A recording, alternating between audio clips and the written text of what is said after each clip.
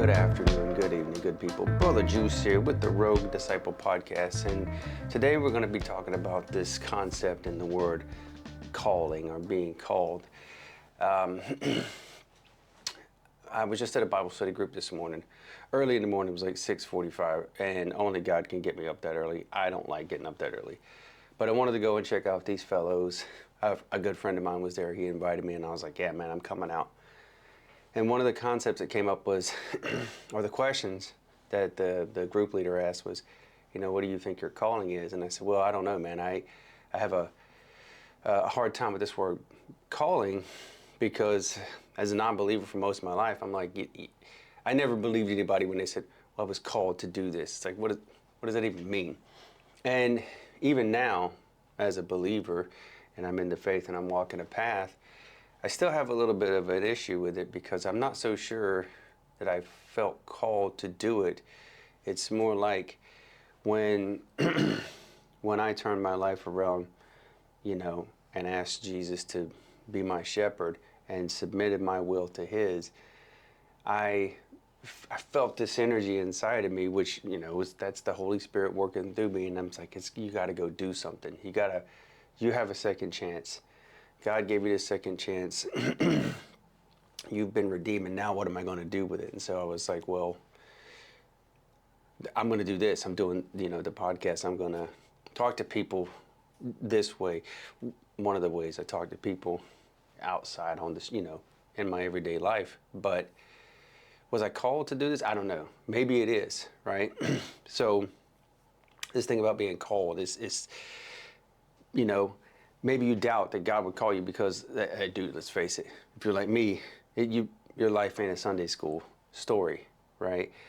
And for years, I thought that maybe being called was something for those godly people, for the preachers and the missionaries and the evangelists and Sunday school teachers and something like that, people who already had their lives together and were living for Christ. Not me, because I was a straight up sinner, or maybe even you.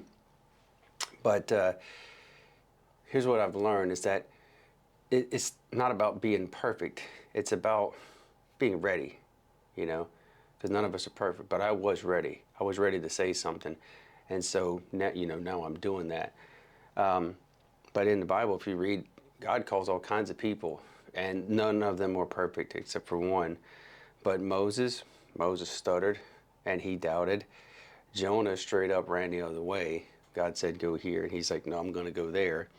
Paul was somebody who persecuted Christians until God was like, nope, now you're on Team Jesus. And he called them all not because they were ready yet, but because they had a plan. He had a plan for their lives, even if they doubted it. So being called to serve Jesus is more about God's plan for us than it is about us. It's about saying, okay, God, I don't know what I'm doing, but I'm here.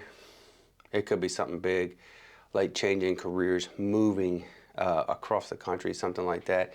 Something small, like just helping a neighbor, helping out a friend. And yeah, you might not feel anything supernatural at all. I certainly didn't at first.